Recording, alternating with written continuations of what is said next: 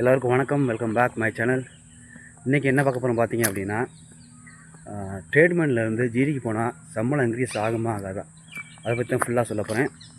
Video skip பண்ணால் முழுசாக பாருங்கள். நம்ம சேனலுக்கு ஃபஸ்ட்டு எப்படின்னா ஒரு சப்ஸ்கிரைப் பண்ணிட்டு கூட பிள்ளைகள் கண்டிக் பண்ணிட்டு ஆல் செட் பண்ணி வச்சுக்கோங்க.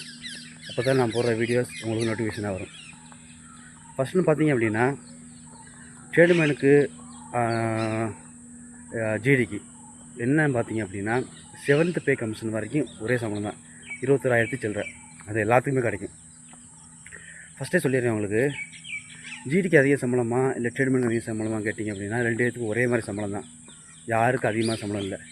2024, 25, 26 நீங்கள் எப்போ எந்த பேஜில் உள்ளே போனீங்களோ அந்த பேஜில் உள்ள பேசிக் பே எவ்வளோதோ அதான் பேசிக் பே உங்களுக்கு. அதை கணக்கு பண்ணி தான் டிஏ, டிபிடினா டிபிடி இல்லை ஹெச்ஆர்ஐ, ரேஷன் மணி இதெல்லாம் கணக்கு. ரேஷன் மணி எல்லாத்துக்கும் ஒன்று, டிஏ ஹெச்ஆர்ஐலாம் கணக்காகும். ரெண்டாவதுன்னு பார்த்தீங்க அப்படின்னா, ட்ரேட்மேன்லேருந்து நீங்கள் ஜிடிக்கு போகிறீங்க. நீங்கள் ஜிடிக்கு போனீங்க அப்படின்னா அதில் வந்து மொத்தம் வந்து ட்ரேட்மேனில் நீங்கள் முடிச்சுட்டு சர்வீஸ் பண்ணிட்டீங்க, எஸ்எஸ்ஜிடியில் போயிட்டீங்கன்னு வச்சுக்கோங்க. பிஎஸ்எஃப்லேயோ சிஆர்பிலையோ ஐடிஎஃப்லையோ அதிலே கிடச்சிச்சு அப்படின்னா உங்களுக்கு சேம் ஃபோர்ஸ் நம்பர், அதாவது எம்ப்ளாயி நம்பர் சொல்லுவாங்கள்ல, அதான் ஃபோர்ஸ் நம்பர் சொல்லுவாங்க. அந்த எம்ப்ளாயி நம்பரை வச்சு தான் உங்களுக்கு சீனியாரிட்டி கிடைக்கும். இப்போ வந்து என்னோடய பேச்சு மட்டில் வந்து என்னோட 25,000 20,000 கூட சம்பளம் வாங்குறவங்களாம் இருக்காங்க. ஏன்னா அவங்க இருக்கிற லொக்கேஷனை பொறுத்து இருக்குது. இப்போ வந்து 2026 பேஜ்னு வச்சுக்கோமே, 2026 பேஜ் அப்படின்னா இப்போ வந்து 2026 ஒரு 5 பேர் ஒன்றா வேலை செஞ்சுருக்கீங்க. அந்த 5 பேருமே தனித்தனி லொக்கேஷனில் போஸ்டிங் ஆகிருக்கு.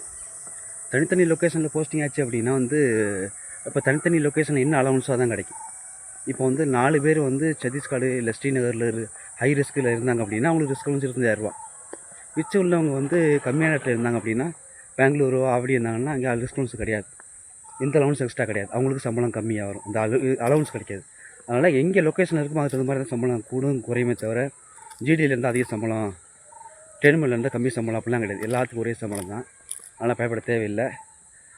அடுத்து என்ன வீடியோ கமெண்ட்டில் சொல்லுங்கள். அடுத்த வீடியோ சந்திப்போம். நன்றி, வணக்கம்.